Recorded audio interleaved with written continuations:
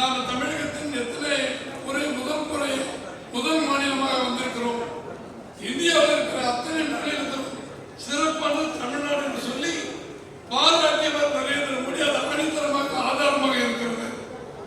அதையும் சொல்லியிருந்தா அடாடா அப்படின்னு சொல்லியிருக்கலாம்.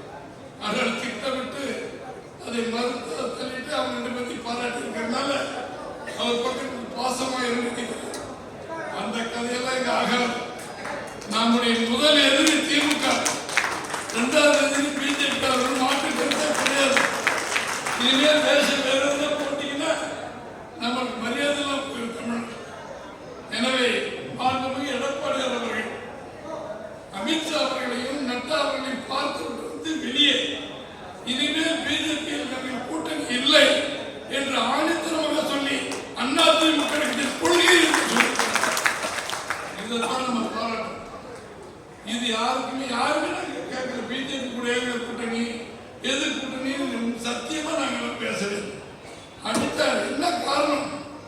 அவருடைய தலைவராக இருக்கின்ற அண்ணாமலை அவர்கள் அடுத்த பிரதமராக வருகிற நரேந்திர மோடியை ஆதரிக்கிறவர்களாம் எங்களோடு வரலாம். நான் என் மக்கள் நடைபெறும் போறார். அங்க போன அடுத்த முதல்வரே அண்ணாமலையே வருகிறார்.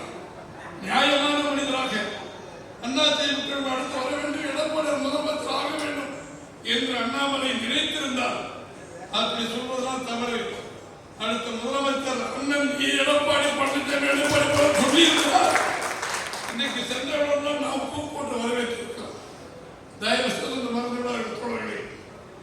1980 புரட்சி தலைவர் எம்ஜிஆர் 77 பிறகு 2வது முறை முதலமைச்சரானார்கள். அப்ப பாராளுமன்றத்துக்கு தேர்தல் வருகிறது.